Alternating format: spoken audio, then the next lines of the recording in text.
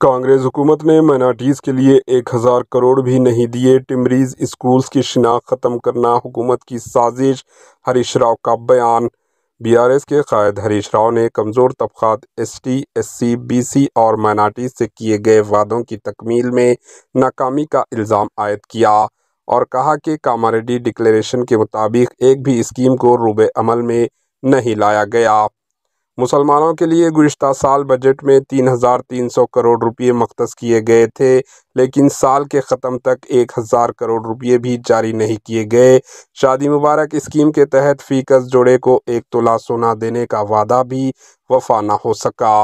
माह रमज़ान के तोहफ़े को बर्खास्त कर दिया गया।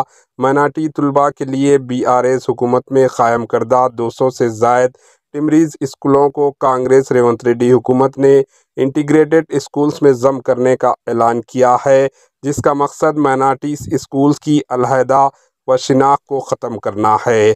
हरीश राव ने इल्ज़ाम आयद किया कि माइनॉरिटी डिक्लेरेशन के मुताबिक कांग्रेस रेवंत रेड्डी हुकूमत ने एक भी वादे को पूरा नहीं किया। Bureau report, HN news.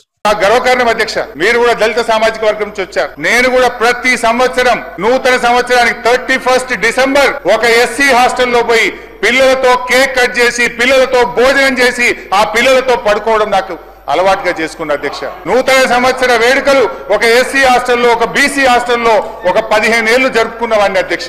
కానీ అధ్యక్ష, ఈ రోజు ఆ గురుకులాల్లో తిండి లేక పిల్లలు పడుతున్న బాధ, ఆ పిల్లలకు మెస్ ఛార్జీలు చెప్పడమేమో గ్రీన్ ఛానల్, కానీ నిధులు విడుదల అయితలేవు. ఈ రోజు కూడా హాస్టల్ బిల్లులు పెండింగ్ లో ఉన్నాయి.